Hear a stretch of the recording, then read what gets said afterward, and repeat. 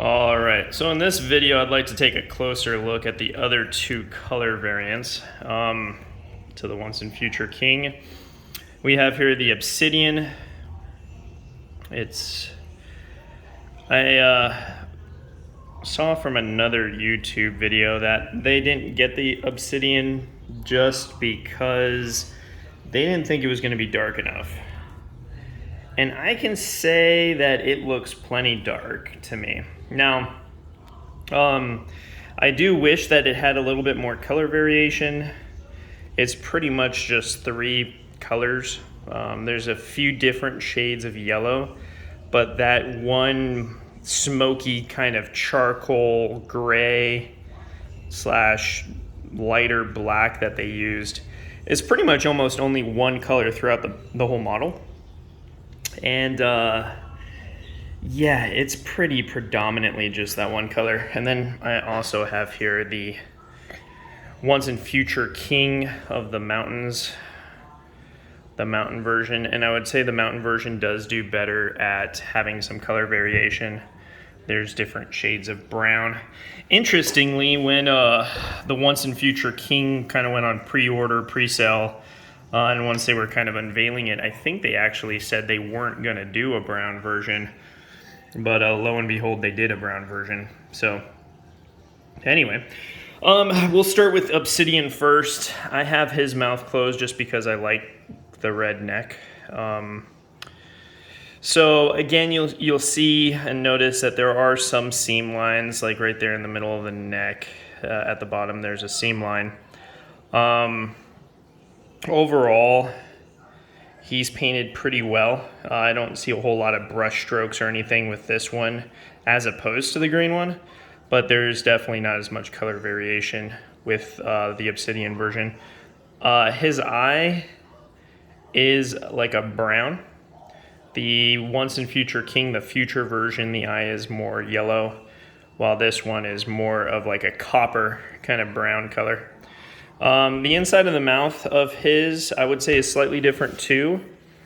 The inside of his mouth is a little bit more darker than the other ones. They're all pretty similar, but I would say his has more of a purplish hue predominantly, while the other ones seem to have more of a salmon or a pink kind of color. The models that I have, I know there was some that had some problems with their jaw. Mine seem to work very well. They open and close very, very well. I don't have any issues with jaws dropping or anything like that. To try to prove that, I'm gonna lay him down here and just kind of close his jaw. And oops, I accidentally pushed it open as I was, but their jaw does not move. I have no problems with jaws opening or closing by themselves. This one, like my Obsidian's tail, I don't know if you can kind of see it in this, but the Obsidian tail has more of a curvature than the brown one. It goes up more and then kind of comes down more abruptly. And the other one, the mountain, both my mountain and my green version have more of a natural, I guess, kind of more straight tail curl. The Obsidian definitely has more of a curl. One thing I failed to mention when it comes to the actual model that I'll pick up with the Obsidian is that the foot on the Tyrannosaur right here sports a little bit extra mold. It's not quite built to foot. It's built with a little bit of extra plastic there as kind of a flat surface to kind of give the Tyrannosaur more balance. It's hardly noticeable, but it is noticeable on all the models. Every single model is going to have that kind of extra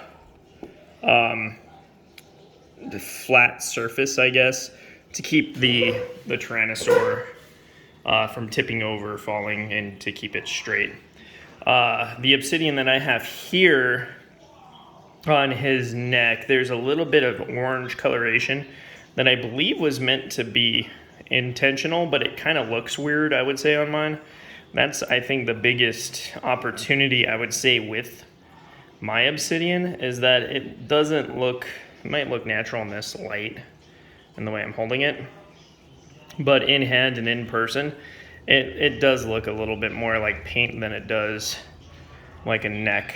Again, I think they were trying to do this intentionally to highlight it, to give it some color variation, because indeed the Obsidian does lack, compared to the other Tyrannosaur models, the Obsidian lacks quite significantly in color variation. I don't know off the top of my head what the inspiration was for the Obsidian's color. I don't know if it was a video game or maybe I've heard it was off the Jurassic World, the cell phone app game. That the Jurassic World, I think, has a kind of a similar yellow and grayish, but the red neck, I think, is kind of unique to the Nanmu figure. Whatever the case, I kind of wish that they did use some darker black splotches or even stripes. I think splotches would have been a little bit more like, would have been nicer. I also wish that they kind of painted the scales, the osteoderms on the feet, a darker shade of black versus just kind of that base charcoal. The model makes the separation, but the paint application doesn't. It's pretty much all that kind of matte gray. That matte gray kind of predominant paint that you have throughout the model. Overall, it's painted quite well. This is the underside. This doesn't sport the variations in the belly like the green one does. It pretty much has a base of yellow. You have a few lighter shades of different colors, maybe like an egg white there, and then a darker wash to kind of bring out all the scales. But it definitely lacks the color variation that the gray one has, and even the brown one has. So a little bit closer look at the brown Once and Future King. The eyes on this one are blue, and I'm trying to see if I can get a good, there we go. It's a little bit better. Now the tongue with this one, don't know if you can tell, but it has like a brown line right in the middle of the tongue. And that was done very intentionally. And again, it's kind of hard to pick up, I think. I'm gonna try to get this a little bit closer to a light source here and see if I can, it's almost too light, but maybe you can see it. There's like a brown line on the tongue, right in the middle of the tongue, that they put on the mountain that isn't on any of the other Tyrannosaurs.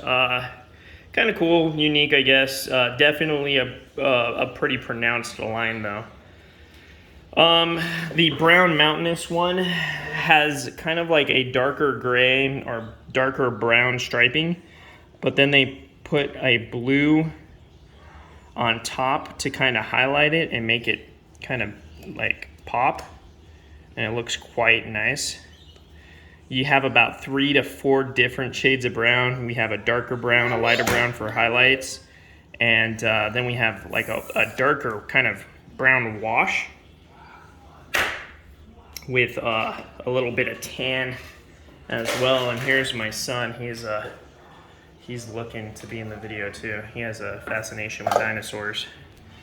The scalation on this one, definitely they went predominantly white at the bottom.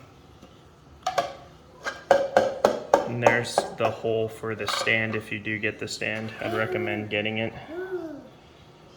Going down all the way through the tail. The striping is more noticeable in the tail.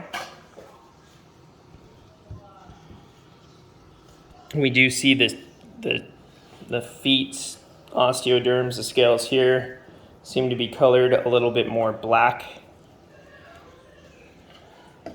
And again, now with the mouth, we have more of like a pink salmon, not as dark, not as purple like the Obsidian version. It's a little bit more on the pinker side. And then flipping them over, it's the same story. This one seems to hide the head seam a little bit better. On my green one, there's a very clear seam right there in the neck that this one seems to hide a little bit more. So the brown one does do a little bit better of a job of hiding that seam. You can kind of see it with the camera angle there in the fold of the neck. The head sculpt again looks good. You can see a little bit of paintbrush application right there between the nostril and the eye,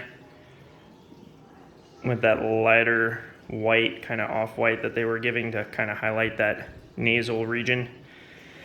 But this one, I would say it's a little bit on the browner version, a little bit better painted as far as natural. It's harder to see brush strokes with this one, but it doesn't have quite as much color variation as the green one. The green one still has quite a bit more. The brown one, I would say, probably has about 4 to 5 different colors, probably as base, and I would say the green one has more like 6 or 7. They really went to town on the green one as far as their use of color. The mountain version is my kids' favorite version. I think all the kids like all my kids like the brown one a little bit more. And I will say it does look very natural. It might be the most natural looking paint application out of the Once and Future King color variations. This one seems to be the most natural. To prove the foot thing that I talked about on Obsidian, this one also has it. Again, it's just to help stabilize the statue, the model. Don't know really what else to bring up here. I think that gives you kind of a good overarching view of each of the dinosaurs here. Again, the green one is my favorite. So just in conclusion, the Lost World Tyrannosaur was actually probably my favorite Jurassic Park dinosaur. And I would say Nanmu has done a pretty good job. I've seen a buck T-Rex put out by W Dragon. And while I don't have that model, I have seen videos and reviews and pictures of it. And I'd say this Nanmu figure does a better job, I think, of captivating that Lost World Tyrannosaurus a little bit better. Again, there's some opportunity, I think, with the head. The head is pretty bulky. The eye crests and the osteoderms above the eyes, it's pretty thick. Not quite sure if that's movie accurate. And then those nasal ridges are pretty big as well. It sports a really kind of thick and what seems to be a short kind of snout, the way they put the head, but it's very thick. And I think the Lost World Jurassic Park, if I'm being honest, probably had a little bit more of a triangular shaped face, not necessarily just a thick snout, but more of a little bit long and thick towards the throat region, whereas more of a triangle sideways. This one seems to have just pretty much just a thick head. I can get on board with this. I think it looks good. I think it does a really good job of representing that Lost World Jurassic Park Tyrannosaurus Rex. The one thing I like about this one versus, say, the older, kind of the female colored green T-Rex, the older one, I believe this one was called the Alpha, is that the white on the underbelly is more movie accurate to the Lost World. It's more of a white, where this one has a little bit of a yellow kind of tincture. So the old Alpha has some opportunity as well as far as being movie accurate. Again, the Alpha T-Rex, though, is very well painted as far as not a whole lot of variation, but it does look good. There's not a lot of brush strokes. There's nothing like that. The scalation on the head looks great on the old one. But I still think the new one is a force to be reckoned with. And the newer Once and Future King, it just has a presence about it too. It's such a big, weighty, thick piece that it just seems to garnish a lot of attention. The paint application looks amazing. I mean, considering this is a mass-produced figure, there is a lot of color variation on this particular model for sure. It's a great sculpt.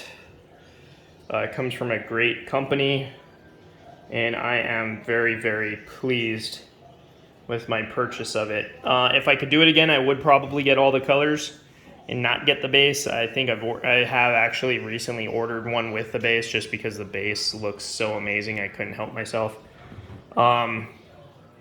Again, if you're familiar with the GR Toys Car Dinosaurus, it has a very, in my opinion, a very good paint.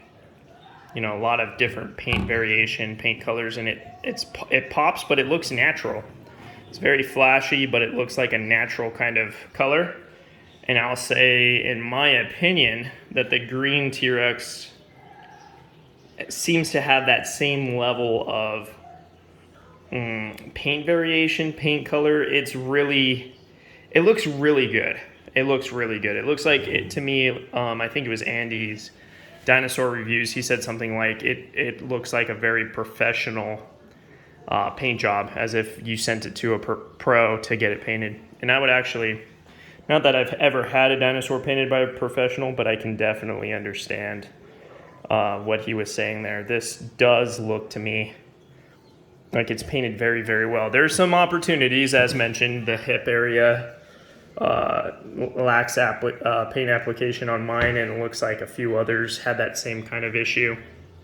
There's brush strokes if you look closely on the nose, and in other areas you might be able to find brush strokes, like even up here that seems to look like paint.